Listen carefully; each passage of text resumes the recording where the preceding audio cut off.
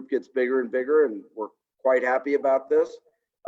This has turned out to be kind of more fun and more comfortable for us than we anticipated, and we sure appreciate everybody joining us.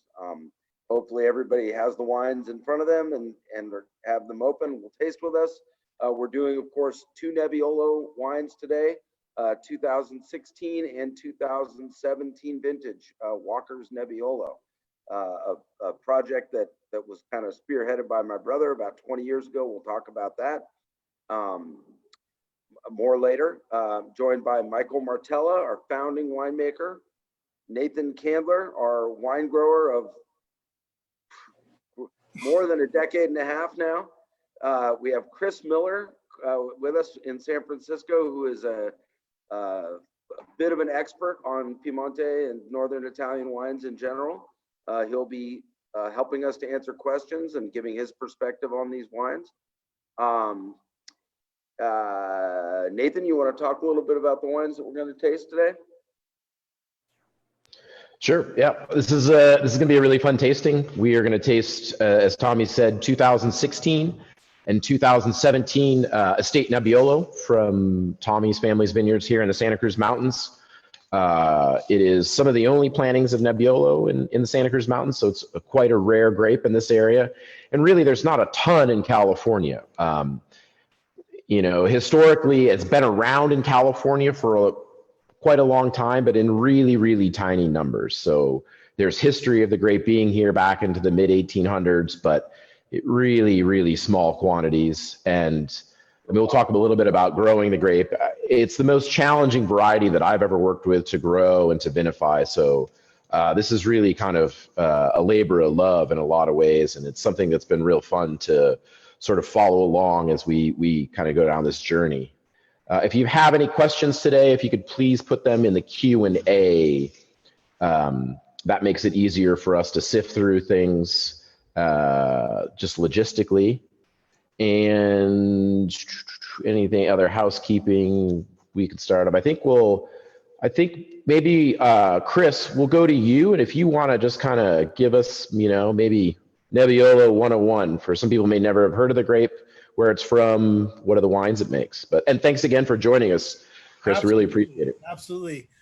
You know, my password just, I don't know, I'll put my password in again. Yeah, my name is Chris Miller. I work, I do a number of things. I represent the Fogarty wines in the marketplace through Winebow. It's my day job. I'm a key cow specialist for Northern California, particularly in San Francisco. But I also teach at the San Francisco Wine School. I'm their sort of default Italian wine. I never use the term expert because that's a little too, you know, self-congratulating. And, you know, their authority on Italian wines. I teach an accreditation called Italian Wine Scholar. And I was going to pull it up. If you go to their San Francisco Wine School website and go to the instructors, you'll find my profile, whatever. But it says in there, there's a little Q&A, and it says if you're, you know, your favorite wine growing region in the world. And I mentioned the Sonoma Coast. I mentioned Chocolina in Spain. I mentioned, I forget whatever is in there. But I say that, you know, when it's all said and done, my favorite place in the world to visit is Piemonte, for the food, for the wine, for the people, for the natural beauty. So to talk about Nebbiolo, and Piemonte is Nebbiolo and Nebbiolo is Piemonte. There's really no way to extract the two. As Nathan was saying, you know, there are grapes like, you know, Sangiovese, which is one of the most noble grapes on the planet as well. That's kind of growing all over Italy. It's found its way to California. It's growing in South America.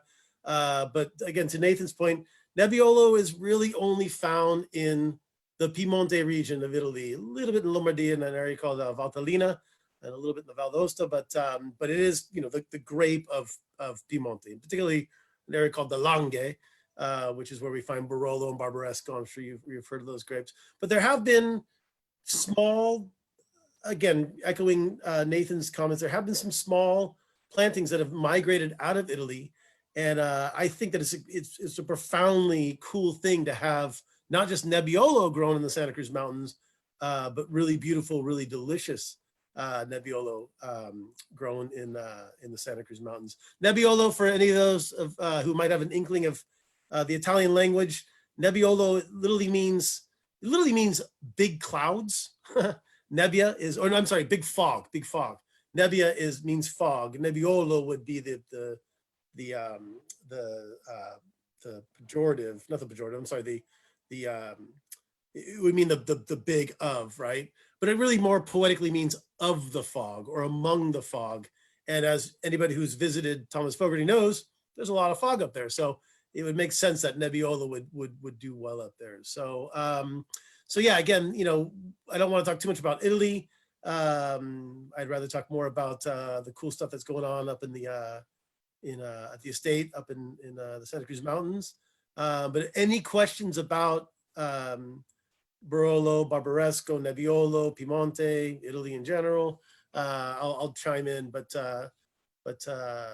in the meantime, I want to hand it back to Nathan and Tommy to talk about their Nebbiolo.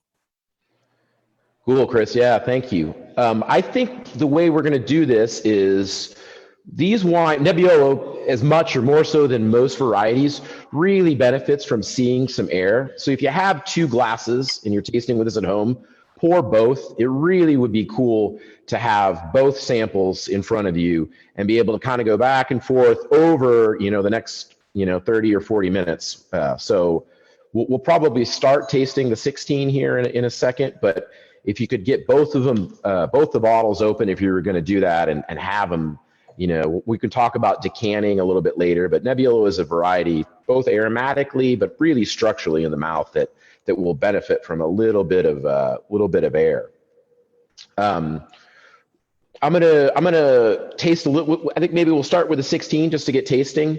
Everybody can have a sniff. We'll talk a bit about this vintage, but Michael, there was a little bit of Nebbiolo planted here at the winery when I got here in 2004. And maybe you and Tommy can talk about how that came about here. And I'd also like to hear, you planted Sangiovese, another Italian variety here at the winery back in the, 90s? Yeah, I had some Sangiovese planted probably really early 90s. Might have been late 80s I did a little bit. It was less than an acre. It was probably about a half an acre, Sangiovese. And we did a good 10 vintages of that wine. And the site I had chosen for was a little bit cold for Sangiovese at most years. So it made some really great rosés a few years. I think and some really nice wines, maybe 3 or 4 years at most. And one really great vintage, I think I got out of the 10 vintages. Was that the 97? I believe the 97 is, but of course, about the last vintage. Right? By the time you figure it's really great, you ripped it out. Well, you did, but we did. And then Patrick Fogarty was really into Nebbiolo, Tommy's younger brother. And he planted, I think at the time it was about like 1/4 of an acre of Nebbiolo on the home property here, starting, I believe, the late 90s. Maybe a little bit later. Yeah, probably the late 90s. And he did all the work himself. It was something, it was totally his project. He did it on his own. And it was planted in very steep hillsides. So it was totally done 100% by hand. There was no tractor work involved. And it was really kind of a unique vineyard. And it really wasn't until you came, Nathan, that we really started paying a little bit more attention to it and really working with it in a more serious manner. Yeah. So if you see the little overhead map here, there was the little block of Nebbiolo that exists on the winery property here is the tiny little vineyard in between the number 3 and number 6 vineyard there. You can barely kind of make it out there, but yeah, right where that cursor is. Yeah. So when I got here in 2004, I saw that, and I've always kind of been fascinated by Nebbiolo and had been lucky to visit Piedmont with my family and taste some wines there. So I've always really been drawn to the wines, and I was sort of over the moon when I came here and found that there was this little tiny vineyard of Nebbiolo. And when we got here, the training was probably not ideal for Nebbiolo, so we switched up the way that we trellis and train and prune the vines, and then we got our first crop in '06. And so we've been making tiny amounts of Nebbiolo for nearly 15 years now. But these wines that we're tasting today come from our Gist Ranch property. So this is our property that's about 15 to 20 miles south of the winery itself. This is a vineyard that Michael, you planted with Tommy's family, I think 2000? 2000. Yeah. And this is about an acre of Nebbiolo. Exactly, yeah. That property is even higher in elevation than the winery. So these vines are grown probably about 22 or 2,300 feet in elevation. And the soils there are pure sandstone. So really well drained, really fine sand. And so Nebbiolo does tend to do pretty well in sandstone, but it makes, I think, a little bit of a less powerful wine in sand, maybe a wine that's more driven by aromatics and a little finer, not quite as hefty as maybe Barolo. You know, half of Barolo is on sandstone, but most people, I think, associate Barolo with really muscular wines. I tasted these Nebbiolos with Daryl Cordy, who's an Italian wine specialist, and he said they remind him of an area of Piedmont called Roero, which is an area just north and west of Barolo and Barbresco. So That's funny that you mentioned that, Nathan. That's what I was going to say. The Roero is just across the Tanaro River from the Langhe proper. It's actually all the Langhe, but it's pure sand, and it gives you a much more aromatic, high tone, almost prettier expression of Nebbiolo than the Tortonian or Seraluvian soils of Barolo proper. And it's funny, I didn't even know that, and I was like, wow, this reminds me of Roero. And sure enough, it's grown in sandstone. That really makes sense. That's cool how wine works that way. Sometimes it makes sense. Totally. So the 16, this is the third vintage from this vineyard. So still, we're still learning every year. Again, it's the most challenging variety I've ever worked with. It grows really long shoots, but the shoots are very narrow, very skinny. And like most Italian varieties, the bunches are really large. So it doesn't make any sense because you have these really long, weak shoots that can barely hold these bunches up in the air. So training it is challenging. It wants to grow everywhere. I mean, it looks like a wild animal on the trellis. So it's been a lot of fun, but really challenging as well. You know, it's almost always a very, not always, but tends to be lighter in color. So when you look at the wine, it may be kind of like Pinot Noir, maybe even lighter. May tend to have a little bit more of a bricking edge to it. It tends to be higher in acid than Pinot Noir, and certainly much higher in tannin. So it's really kind of confounding. It's kind of its own beast in a lot of ways. It's really not analogous to the quote unquote most popular varieties that we make in California. But well, if I can add, yeah. I mean, obviously, there's a reason why there's not a lot of it in California, and that reason is it's a really particular variety. It doesn't like growing everywhere, and I think because we have that really high elevation, really sandy soil, and it's dry farmed, it does reasonably well there. But it would not do very well in most places of California. Yeah, very true. Yeah, it doesn't like heat. But it doesn't like cold, like super cold either. It's a very, very fickle grape, and that's why, again, you talk about it's such a limited area that it really thrives. And it's something that's always like, that's, just kind of like, if anyone who's not familiar with the grape, I always like to point out it sometimes looks like it's not going to be a very powerful wine because it is so light in color. It looks like it's going to be kind of, insipid and boring because it's like, doesn't really have any color, but it's just so powerful with such depth and tannins and structure. And that has to do with the color pigments in the grape. There's actually a pigment, an anthocyanin called cyanine or chianine, which oxidizes, which is where you get that orange color from. So an old Barolo is always gonna, it's really interesting, just kind of jumping back to Nebbiolo 101, you know, in addition to Barolo and Barbaresco and Roero, you have these other appellations like Nebbiolo d'Alba, Langhe Nebbiolo, you have Game and Gattinara in the north, you have Valtellina I mentioned earlier. And when it's young, it's actually quite inky and well, it's not really inky. It's just like got this like really vibrant, bright red quality. But Barolo and Barbaresco mandate a minimum amount of aging in both wood and in bottle. And it's amazing to look at like a fresh Langhe Nebbiolo or Nebbiolo Alba, and then look at an aged Barolo, even upon release, and they're totally different. The color, the color profile, just again because of this anthocyanin makeup of the grape. So don't be fooled by Nebbiolo if it looks a little light and not super dark like a Syrah or a you know, a Cabernet Sauvignon or something like that. It packs a lot of punch for being a lighter wine. Where is that? Is that Gist Ranch?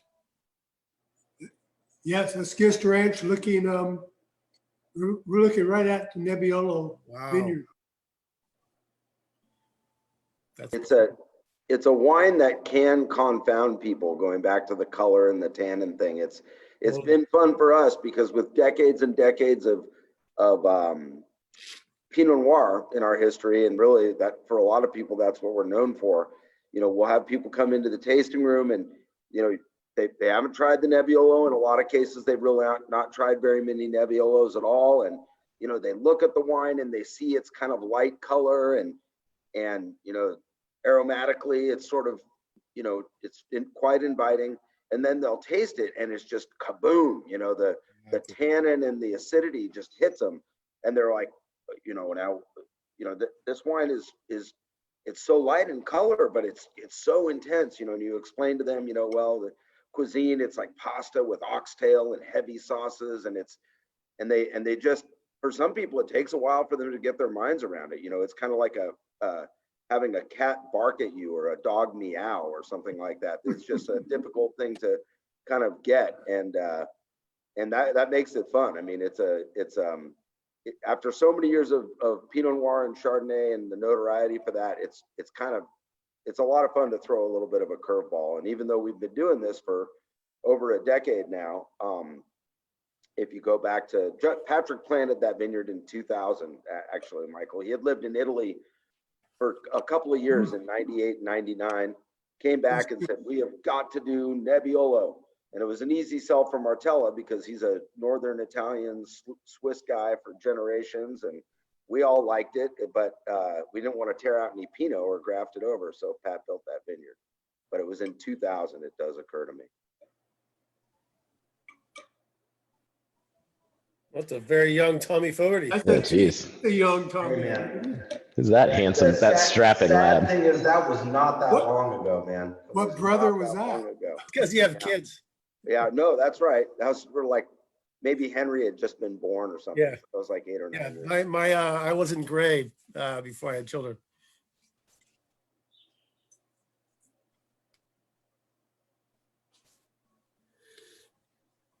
Let's go. Let's take a few questions. Kurt asked, why are the Nebbiolo barrels that shape and size? And so behind me, these are our Slavonian oak casks. So we purchased these from a cooper in Austria. And the oak comes from probably somewhere around northern Croatia. There's a cool picture of them too. So Nebbiolo really, really likes large oak vessels. It does not tend to do very well in small, like 60-gallon barriques, which are what we kind of traditionally age Pinot Noir and Chardonnay in. And Chris was talking about, you know, the color is very unstable. You know, we see the same thing right out of the press. The wines are dark and inky, and then they spend a few weeks in wood, and all of a sudden the color is like completely gone. So the color is unstable. And the wines just really do not resist oxidation in barrel as the way that other varieties do. And having it in these larger casks with a much greater surface to volume ratio really keeps the wine fresh. And so these things are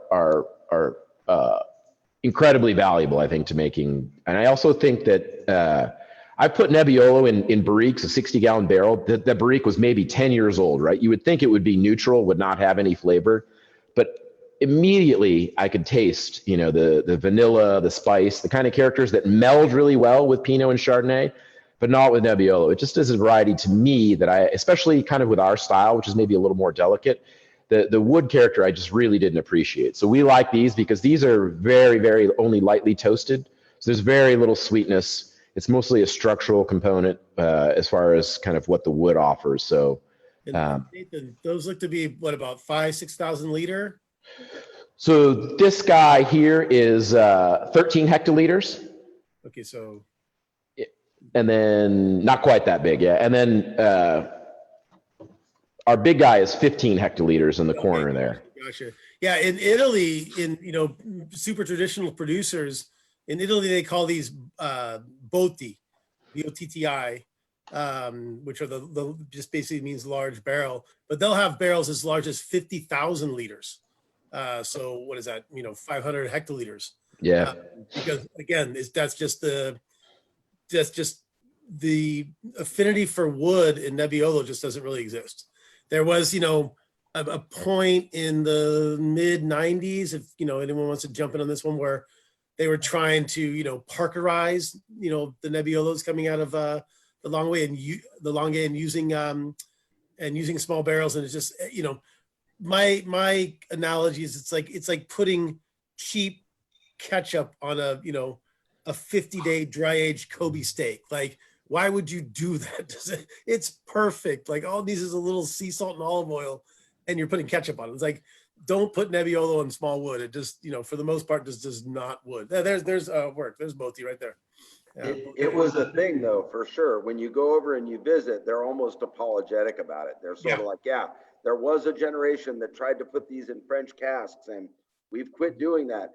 Personally, it's interesting to try the difference that during that sort of era where I think it was maybe like a certain generation went off and spent time in France and studied winemaking there, or whatever happened. It was a real interesting departure in their history, and they're sort of back to more traditional vinification now. And it's really cool too, we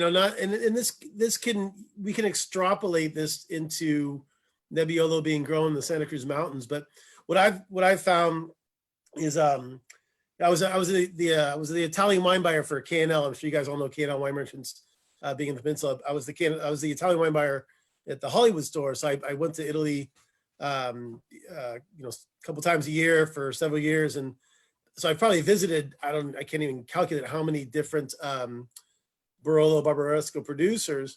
And what I'm finding is, the other thing about vinifications, and I don't know if this is a little too geeky to get into, but traditionally Nebbiolo was vinified, 50 days on the skins, and so the wines were like profoundly tannic and utterly undrinkable. You put them in this wood, and they needed to age in the wood and then age in bottle for 20, 25 years minimum before they were drinkable.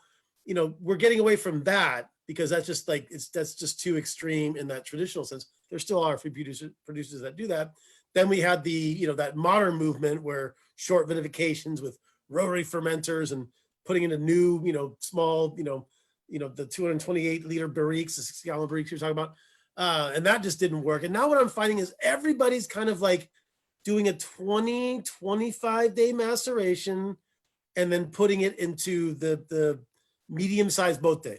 So what you're really finding is it's all about terroir, because there's really becoming a uniformity with few exceptions, really becoming a uniformity in viticulture, vinifications, aging, all that.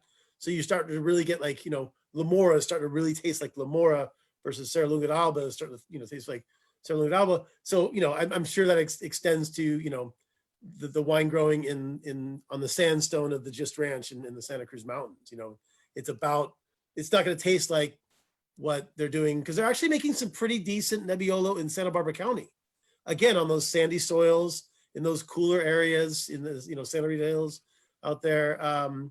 And I think it's interesting. I think that's almost more than Pinot Noir. It's more like Riesling in that it really does express the site. It's a very, what we call transparent grape. It really does express the site extraordinarily well. So again, it's so funny going back. Like I was like, oh my God, this reminds me of the sandy soils of Roero. And sure enough, it's, the sand of Santa Cruz Mountains. So that's really cool.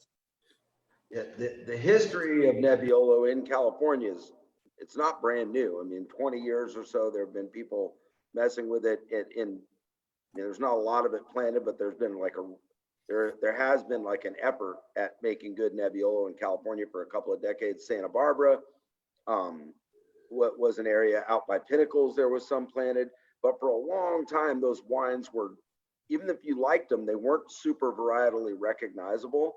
And I think that's changed a lot, like in the last decade. There's a few places up in Sonoma, they're making really nice nebs. I'd like to think we're absolutely in that conversation. More people in Santa Barbara than there used to be. Where's Terese's vineyard, Nathan? In Templeton or something? West Paso Robles, yeah. That's a nice place.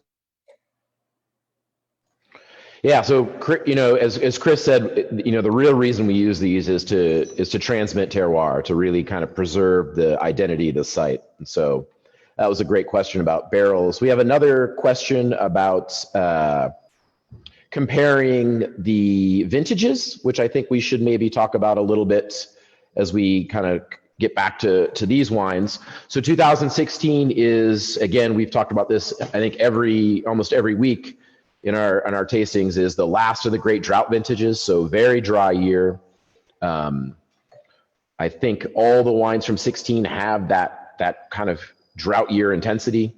So I think this wine shows a little bit of that. It has a little more fine tannin, has a really kind of more savory profile, I think, than the 17 as well.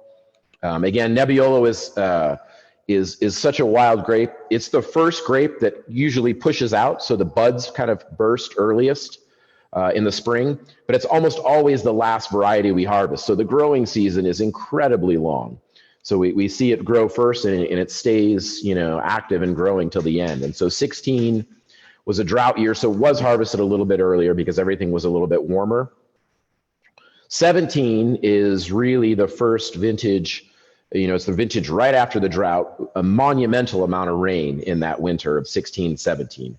The roads around here were completely washed out. You couldn't drive anywhere for weeks. And in fact, the road between the winery and Gifts Ranch completely washed out in this winter. So in order for us to get to this vineyard to farm, we had to drive, for those of you know the area, basically back down the mountain and then drive south and then come back up. I mean, it was really, really, really challenging. So 17 again is most people think about the vintage defined by the heat wave at Labor Day and then the fires at the end of the season. And this was harvested in between those two. So not affected by the fires at all and really not affected by the heat at Labor Day.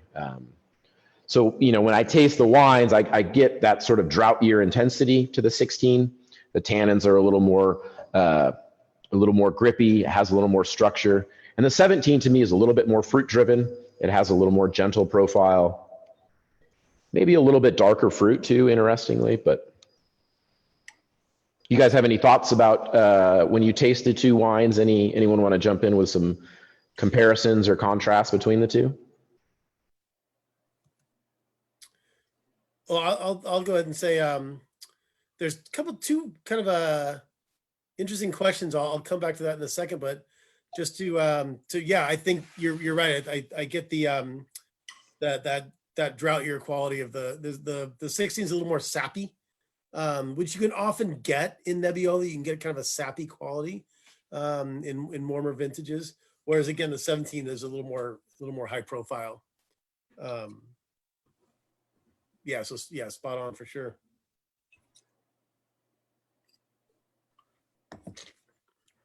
So there is someone here who has opened a 15 as well. And I wish we had that wine that wine here to try with these three. 15 was small yield, and we didn't have a lot of that wine, but it was, as all the 15s were of everything, very, very intense. It would be an interesting wine to see with these three. The 17, which I have not tried much, is getting back to some density that I didn't expect, actually. Well, it definitely has a lot of energy, the 17. It's very bright. And it does kind of surprise me. There's only like, obviously the wines are really affected by each year being so much different. But what really kind of surprises me is just how much brighter the 17 is. You would think it's like several years younger than the 16, instead of just 1 year younger.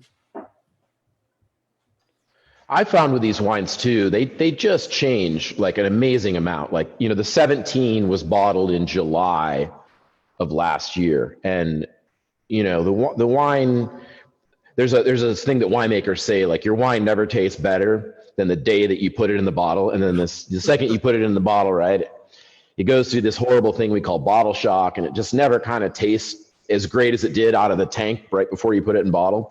And Nebbiolo really has that thing where it really needs a few years in bottle to really kind of open up and blossom and really show itself. So, and again, you can, but you can't really give these wines too much air practically. You know, they really tend to open up, soften up. The texture gets a little more friendlier. And I think too, with our wines, there's definitely fruit there, but there's a lot of earthy, savory, you know, I think that makes them really cool at the dinner table. These are definitely wines that kind of want for a little bit of food. Chris, do you have any thoughts on traditional Nebbiolo and food pairings, or Michael or Tommy, anybody jump in? I'll jump in real quick. One of the things you'll often see if you're reading about Nebbiolo, reading about traditional the traditional style of Nebbiolo, is you'll often hear a reference to tar and roses. In fact, there's actually a restaurant in LA called Tar and Roses. Well, there was. Who knows what's going on now? But anyway, it's you really get that. I wouldn't say it's has that rose quality. It's more of an aromatic quality you get from other grapes like Aleatico and Lacrimamora Alba, these type of things. But it has that just contrast of high tone, pretty, aromatic, floral, but then also this like, and it's kind of like great Pinot Noir. It has this sort of dare I say, like je ne sais quoi, like it sort of smells like everything but then nothing at all. Like it just has this, like, it just smells like great Nebbiolo, like, and we call it tar and roses because that's really the only thing we can put our finger on. And I definitely get that in particularly in the 16. Again, it's got a little more of that sapidity, a little more of that sort of riper fruit quality from that drought vintage as you were referring to, but it does have that tar and roses. And as far as cuisine goes, I mean, the Piemonte region is and Michael, it sounds like you might be from that area, so I'm sure you can attest. I mean, this is the area of great risotto. This is the area of ossobuco. This is the area of tagliatelle. It's they have a particular pasta that they do. I'm sure you guys have all heard of it, called now I'm having a senior moment. The egg yolk pasta that it basically glows with a radiate, like a yellow radiation they do in like a simple sugo. This is the area, lest we forget, this is the area of white truffles. Really the only area in the world where you get those world-class white truffles. And just a simple risotto with truffles. They actually do in Piemonte, they'll do just a very simple dish of scrambled eggs in olive oil and a little sea salt and truffles. And that with a great Nebbiolo is, forget about it. It's like one of the most amazing wine food pairings on the planet. So yeah, so that earthy quality, that tar of the tar and roses combination is really sort of evident. It's yeah, they're amazing food wines, especially as they get a little aged. They are tannic, and as we all know, tannins and lipids really work well. So that's why they do really well with Osobuco, for example, as I mentioned. But yeah, they're some of the most amazing, and Nathan, you spent some time, we've all spent some time there. I think you can attest, like some of the most amazing food wine pairings that I've been lucky enough to experience have been in Piemonte, with Nebbiolo wine. So yeah, the cuisine is pretty. Well, like all of Italy is all about food and wine, but Piemonte is really specialized in it really well. It really is. I mean, I again, I mentioned in the beginning of this, it's, if I could go, if someone said, hey, you can go, it's COVID is over, you can go anywhere in the world, any wine region in the world, where do you want to go? I mean, you wouldn't even have to finish the sentence, and I'd be like, Piemonte, let's go. Like, especially in the fall when the truffles are going. So yeah, it's magical. I mean, food and wine and anywhere in Italy, anywhere who knows what they're doing, you can have an amazing food wine pairing in, Annapolis up in the Sonoma coast. But yeah, it's on a whole nother level in Italy. And then in Piemonte, it's even elevated higher. And it's all based, again, they grow things like Dolcetto and Barbera and Grignolino and Fresia and all these different types of things. But their grape, as I mentioned in the very beginning, you can't talk about Piemonte without talking about Nebbiolo, and you can't talk about Nebbiolo without talking about Piemonte, and you can't talk about either without talking about food. So yeah, so it's pretty it's a pretty amazing place in that regards. And I think going back to what we're looking at, these wines they would fill that slot extraordinarily well. I mean, either the 16 or 17 with an Osobuco, forget about it. It would just be amazing. It's Tajarin is the pasta that I was thinking about. And it's just like, they actually have it's a source of competition, how many egg yolks you can get in your Tajarin and still have it hold together and not fall apart. So you'll get these, you'll get these pastas, and they almost look neon yellow. They're so golden from these eggs, from these heirloom, eggs that they grow from these, heirloom roost or heirloom hens in Piemonte, and they do it just with a simple ragu of, simple beef or lamb or whatever ragu. And again, it's like champagne and oysters. I mean, it's like, it couldn't be more perfect. Cool. Hey, I want to talk, there's a question that came in here. Two questions that I thought were kind of interesting. Ideal drinking window for these two vintages, aging potential. Nathan, obviously, Tommy, I want to, Michael, I want to obviously bring you guys in on this one, but I think these wines, they're delicious now. So, why wait? But also, these would be really interesting to come back to in about 10 years. Recently, Nathan, I think Rob Bergstrom had in 09. Is that what we tried? Well, you tasted me blind on 09 when I ran into you guys at that was the same night. And yeah, I tasted me blind. I was like, wow, that wine blew my mind. So yeah, that was 11 years old at that point. So and that was from the vineyard here, which again is so tiny that I think the vines at Gist Ranch, the wines we're tasting today, probably even have more longevity.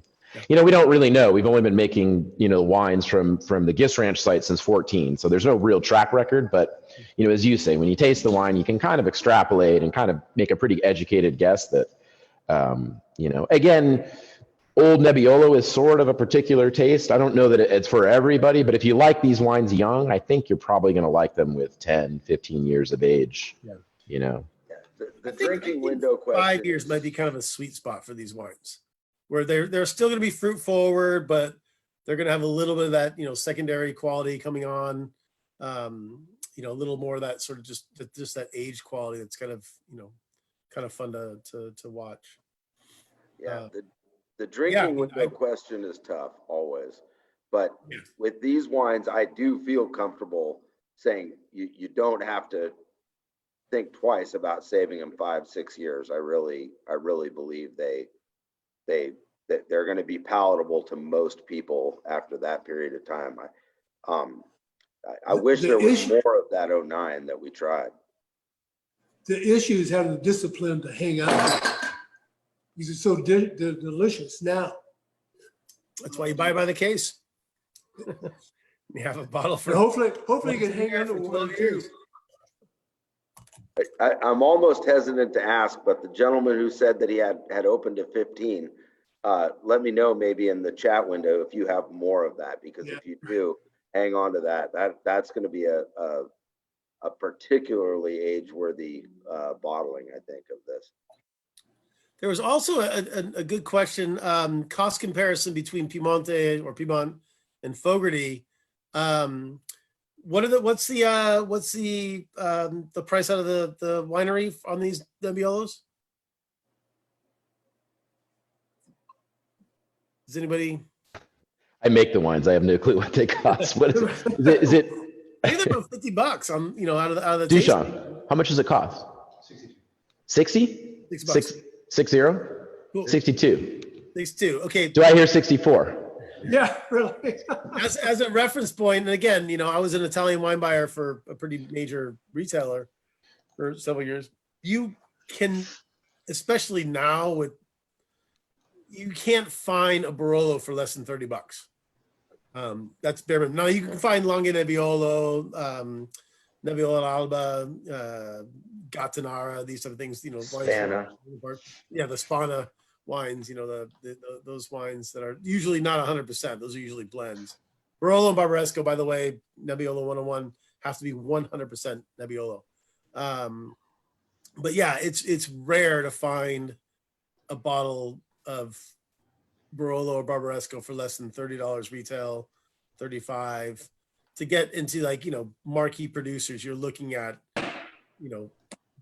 50 is the low point. So to answer that question as it was posed, these are bargains for Nebbiolo. Given the context of Barolo Barbaresco, there are Barolos and Barbarescos that, if you can find them, are almost as expensive as the most revered wines from Burgundy, in the $300, $400, $500 bottle range. So yeah, I think that to answer that question, I think these are values for sure at $55, $60, whatever it is. A good deal. Someone also asked if they had been well received, and the answer is yeah, they have been really well received. We sell almost all of them direct here from the winery. We do have Chris in the city and a few other, we mentioned Acquarello. There's certain restaurants that'll special order them from us, but they're almost all sold direct to consumer. We don't make much of them at all. So we feel they're appropriately priced for sure at 62. Let's clear up a couple more questions. Somebody says, how long do you leave the wine in tank? So we actually, the wine actually is pressed and goes through malolactic in a barrel just slightly smaller than this. So a 500-liter puncheon. Once it's through malolactic, it's racked into these things, and it's in the botti. So it does spend about 2 years. So about the same amount of time as like a Cabernet might age in the cellar. That seems to work for our site. Todd and Joy ask, do the grapes grow off spurs or only canes? And when you say long canes, how many buds per cane? We are very interested. So that is very important. So Nebbiolo, the first two, the basal buds are not fruitful. So if you train it on a spur, it better be a really long spur, because the first two and maybe that third bud will not produce any fruit. So I think we're going to bring up a little, so here, these are, and we tend to use what's called single guillot. So this is one cane. So that is a shoot that was grew last year. We prune away everything else. And you can see on the left side of that trunk of that vine, there's one cane. And then we leave a little 3-bud spur on the other side for next year. And the only fruit that will grow on that cane is towards the end of the first couple buds. A shoot will grow, but there will be no fruit on that. So it makes it really It adds another level or layer of complexity when you're training these vines. This is kind of what the vineyard looks like right after pruning.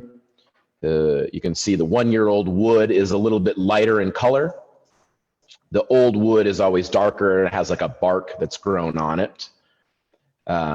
This is a great slide for demonstration. These are some of the most basic training systems used throughout most of the world. So when you go to the Napa Valley and see Cabernet, which that may be the most thing people are familiar with, you'll see single cordon or double cordon, and that is a permanent arm with a spur that's pruned back every year. And then here at Fogarty and in regions like Burgundy, a double guillot, which is a 2-cane system, is very common. We tend to use a single guillot for Nebbiolo. And then you'll see things like Goblet, which you'll see more in the Mediterranean parts of Europe, and things like the basket, which is usually like on islands that are really windy. You can keep things down. So that's kind of how it's trained. So training with Nebbiolo is really, really important. So that, Todd and Joy, that's a great question, and something that we're still learning about as we go.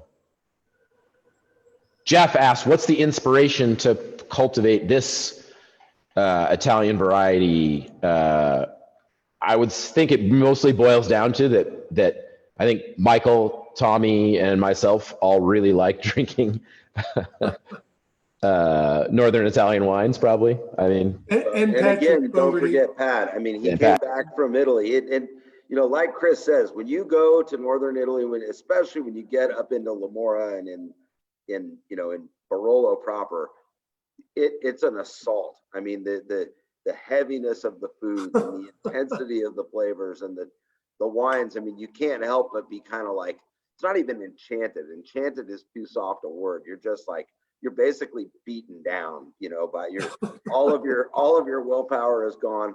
Patrick came back and he was like, I had tried Barolo once or twice, and I'd had some Northern Italian wines are great. All the varieties, the whites as well as the reds. They're doing a lot of interesting stuff there. They grow Riesling, they grow Chardonnay. They do really interesting things, but Nebbiolo is kind of where it's at. And he came back and he's just like, we have got to do this. And we were all like, okay, that's fine. That's good. And he planted that vineyard. I mean, he just hauled off and did it. I think a friend of his from Sweden who was visiting helped him. And next thing you knew, they had a vineyard in the ground, and off we went, off to the races. Isaac asks, what's the main driver of bottle shock? And boy, Isaac, you could probably make a lot of money if you could figure that out. I don't know that anybody really knows. I think it probably has to do something with the redox potential, so the amount of oxidation or reduction in the wine and how that changes as you move it from a barrel or a tank into a bottle and then smash a cork into it. Yeah. I really, what do you have to say, Michael? I just, it's a brutal time. It's my least favorite time as a winemaker is bottling, because everything else is really, crushing is kind of violent, right? You're breaking the grapes and all that. But once this wine, things are pretty calm and relaxed. Bottling is the wines there's no way to do it without beating up the wines. You got to get it into the bottle. And just the fact that the wine is pouring down into a bottle, it's kind of just beats up the wine. Look at that bottling crew. That's an old. Those are those great lay down cases. Yeah. You're lucky that we decided to do away with those. Was that estate bottling? Was that Bill's old Winnebago? Yes, I think it was. I think you're right. Yeah. Wow. I think so. Oh man. Oh, Oh, yeah. look at that. It Blast takes a from the village. past. It took a village to bottle wine. So I want to point out to Todd Parmasek. Todd, you've missed a number of photographs of Jeff Firmersdorf, but I can tell just by the cranial profile that on that bottling line is Jeff next to me, filling those flat cases with bottles. They're beautiful boxes. What year is that, roughly? That was probably 83, Wow. maybe 84. Wow. 83 was going to be my guess. Wow. Hey, before we'll look at a few more pictures, and we'll take any last questions. If you have any last questions, go ahead and shoot those in now. But maybe if you're attending, maybe by show of hands, you can, I think, raise your hand. I'd like to curious what people think about the 16 or the 17. Maybe raise your hand if you like the 16. If you prefer that better today, I'm just curious. So everybody, yeah, awesome. We can see by 13, right on.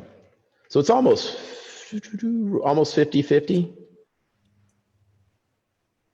Oh, hands are going up and down.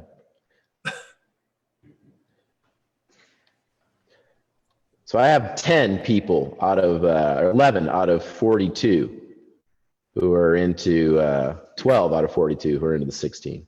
Very cool.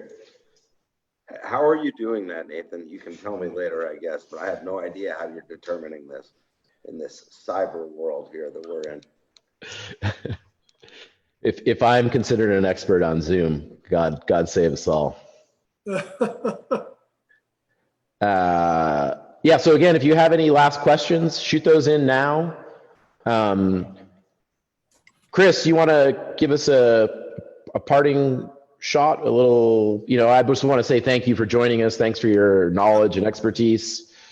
If there's one thing that I love to talk about, it's wine. If there's something in particular I love to talk about, it's Italian wine. If there's something in particular I want to talk about, it's Piemontese wine, like I said. So yeah, it's been an honor for me. I don't know. I didn't get to jump in and say this. Tommy and I have talked about this. Nathan, I think my first job in the wine business was at David Bruce Winery, just down the street from you guys. I worked there in 1997. I worked in the little tractor shed. It was a tasting room. I did 1997 Crush. But I became friends with the cellar manager, guy named, I forget his name, Tom. But he was the cellar manager at Thomas Fogarty, and Tom Robinson. Tom Robinson, exactly, yeah. So Tom Robinson became a good buddy of mine, and we used to go up there to go barrel tasting at like 8 o'clock at night. Tommy, I'm not sure if you remember this, but we'd end up in the tequila would get broken out, and so earmuffs, Tommy, earmuffs. Vineyards at Thomas Fogarty when I was like 27 years old, and so Thomas Fogarty Winery has a profound soft spot in my heart from my early days in the wine industry, and I've been watching it ever since. So yeah, but yeah, I again, just kind of reiterate what we were talking about. There's not a lot of people producing Nebbiolo, and some that are not doing it very well. And I think that you guys are knocking it out of the park. I think you found the right sites. I think you found and we can always improve, of course. But I think we've got some good dirt. I'm not sure what the clonal selections are or how you guys are working that, but the end result is, it'd be fun to put this in a blind tasting, with some stalwart producers, and I'm sure you guys would fare fairly well. So yeah, drink Nebbiolo is my sort of parting salutation, if you will. So yeah. Cool. Chris, thank you very much. Michael, you have a final thought about, you've seen this Nebbiolo project from the beginning to now. What's your? Oh, I want a case. Cool. Yeah. That's gonna be my fee. I think we can make that happen. No, it's pretty great. It's pretty fabulous to see a little project that Patrick coming and going saying, we got to grow Nebbiolo. And, well, go do it. This is what we end up with. It's pretty fabulous. Cool. I don't see any more questions on the board. I think hopefully we've answered everybody's questions. Thank you guys again for, the range and level of questions is really awesome. It makes our job easier when you guys interact, and kind of, help spur us along and kind of reinforce our thoughts and ideas. But I'll say goodbye. I'll turn it over to Tommy. Tommy can wrap things up, but thank you guys very much for joining us once again. Yeah, thanks you guys. Thanks Nathan and Michael and Chris and Dushan for producing it. And thank you everybody for being here. As I said before, this has become something that we're enjoying, and we're getting a lot of feedback from folks in other parts of the country and actually other countries around the world that aren't able to come to our open houses, which we hopefully will be resuming sometime in the not too distant future. But this is something we're going to keep doing. We're enjoying it. We think people are getting a lot out of it. We're learning, which is always neat. I mean, as a winery, as a grower of wines, a producer of wines, we've always, we do our best when we're in constant communication with our loyal customers. So this is another way of doing that. We thank you. Next week, we are doing, Dushan, correct me if I'm wrong, but we're doing Will's Cabin Pinot Noir, the traditional Pinot Noir, and then also Rosé of Pinot Noir. So Pinot Noir 2 ways next week from the Gist Vineyard. Those wines are available. Just give us a call or email us, and we can get those in your hands. And then we're going to go back to the Lexington label and do 2013 Merlot and 2013 Cabernet Franc the week after that, which should be fun. I think probably some folks here who are not familiar with those wines, but it's our Bordeaux program. There's a picture of the vineyard that Dushan has just put up. So that's our next 2 weeks. And we hope to see you back there for that. And thanks for joining us. Thanks, everybody. Appreciate it. Cheers, everybody. Bye-bye. Bon weekend, as they say in France.